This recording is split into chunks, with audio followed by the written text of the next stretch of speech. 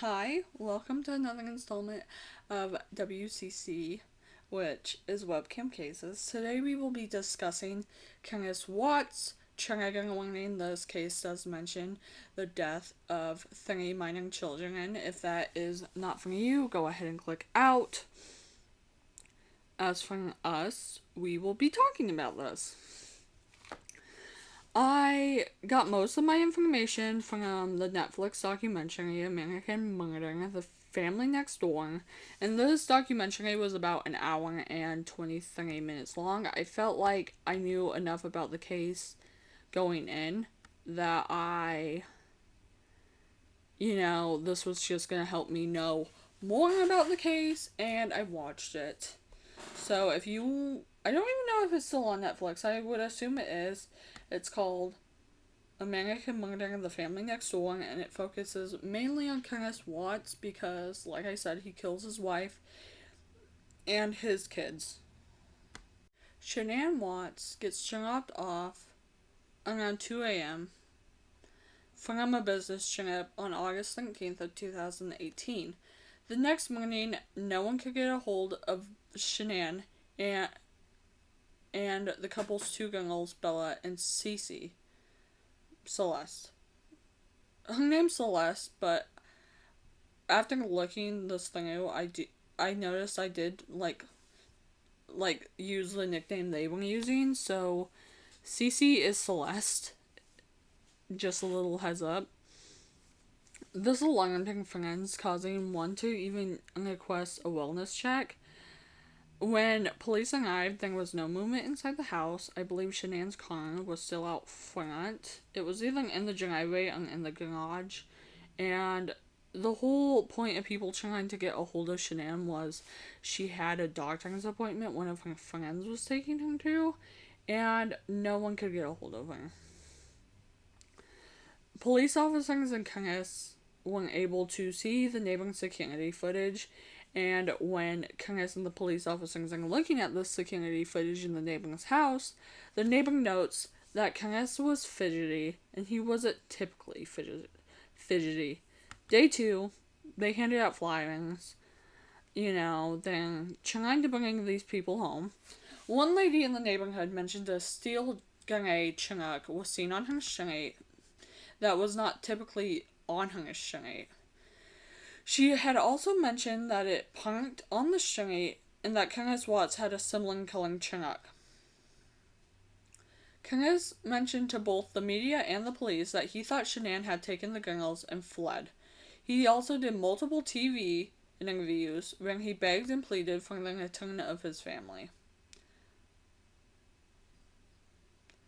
During the interviews with the police, infidelity was brought up. They first asked Kenneth if there was any other man or woman in Shanann's life.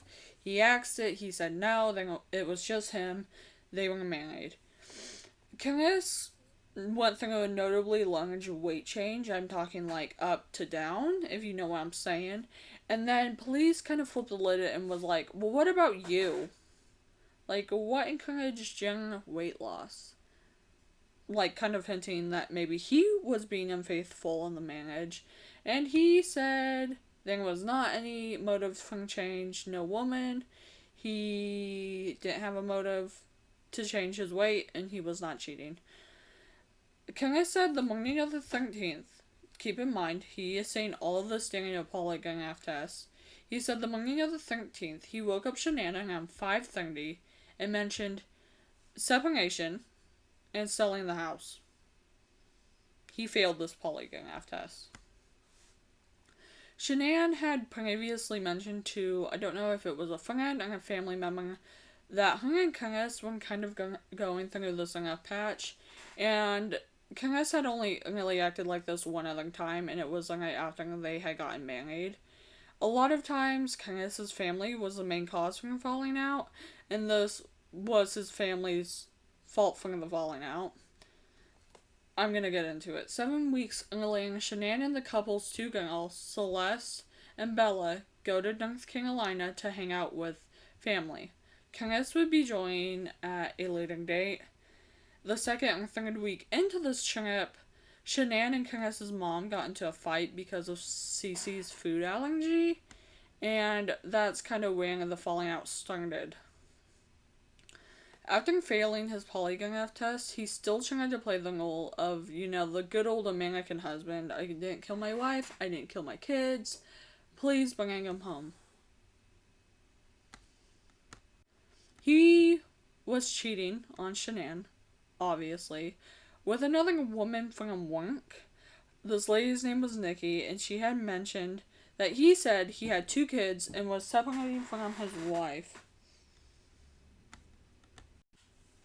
My cats just keep on flying off the handle. I kid you not. I kid you not. Like I said, he mentioned he had 2 kids and he was separating from his wife. It will later come out that Nikki said this wasn't an issue. This wasn't an issue in Candace's and Nikki's relationship. Like, Nikki didn't have a problem with his kids, and she didn't have a problem with his wife. Candace is gonna try and play like, I killed my wife and kids to be with my one true love, Miss Nikki. Yeah. Candace did mention he hung Shanann. Yeah. Only because she smothered the girls. Yeah, he flipped it and mainly pointed the finger at Shanann for, killing the kids, being a bad mom, anything he could get his hands on, to paint him kind of like the semi-heroic person. Because, obviously you're gonna get a lot less years in prison if you admit to only killing 1 person instead of 4. Because he gets, something from every single person he killed. Murdered, I guess. Like I said, he mainly pointed the finger at Shanann for the children's death. And, icky ew, how dare you blame someone who's dead? In this situation, especially when he knew he did it. I think the police talked to him some more. It only took him 3 days to confess what he did. Yeah, I'm talking day 1, day 2, day 3. That was my middle finger. I am sorry. Day 3, he confessed to murdering his 3 children and his wife. He even told them where they were. The girls were in a 20-foot deep oil tank, and his wife was in a very shallow grave with an unborn child. Police interviewed Nikki, and she said she never mentioned to Candace that his wife and kids were an issue. Like I said, Candace said he was separating from his wife and he had 2 kids. Nikki said this was never an issue in their relationship, and she never was like, hey, get rid of him. Nikki also said that Candace would visit Nikki a lot, especially when Shanann was out of town. Even at some point, he hired a babysitter to watch his kids while he went and fooled around with Nikki. This is when it gets super bad. People on Facebook began to rip Shanann apart after Candace was publicly like, she killed the kids. They mentioned she was narcissistic and controlling. Her parenting skills were disturbing. And these people even went as far as attacking her living relatives, ripping them a new one. What? Who raised some of these people? The morning of the crimes, Candace did confront Shanann. Shanann. It's not clicking up here. It's spelled S. Her name's spelled Shanann. Shanann. Yeah, Shanann. He did tell her that he wanted a divorce, so, icky ew. Shanann had questioned if there was another woman in his life, or another person, and he just didn't confirm. He said he didn't love her anymore, and they got into a fight. Candace ends up strangling Shanann.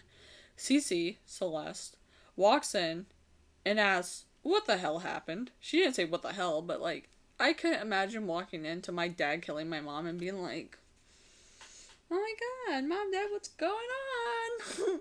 What's going on? Kenneth then takes Cece downstairs. He takes Shanann's body with him and loads her into the back of the Chinook. He then loads up the two girls and drives to the oil tanks. This drive is said to take anywhere from 45 minutes to an hour. He first buries Shanann and then unborn son, Nico, then comes back from the girls. He smothered Cece first because she had the blanket on her head. And he mentioned she didn't snuggle. Bella asked what happened to Cece, and then he proceeded to do the same thing to Bella. She did snuggle.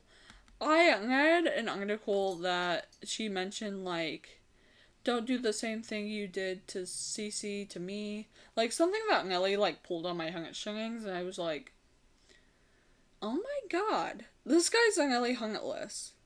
Like, to even first off kill your wife and kids is, like, something on a whole nother level, but from young daughter to be like, hey, don't kill me, and then you kill her is like, okay, sickening, ew, icky, ew. After he got the very two small bodies into the oil tank, he made multiple calls. Some to his girlfriend, one to the girl school to unenroll them, and then one to the realtor to sell his house.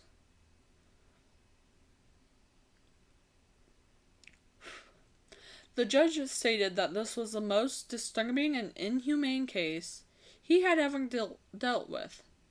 And then Kenneth Watts got 3 life sentences for the murdering of his family. Yeah. Kind of heavy.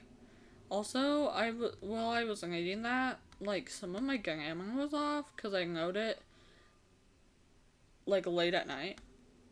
So, I don't know. I hope you enjoyed listening to this case. I mean, maybe not enjoyed it, but, like, I hope you learned something new about the Kenneth Watts case, because it is so bad and disturbing. I will see you on Monday for a vlog.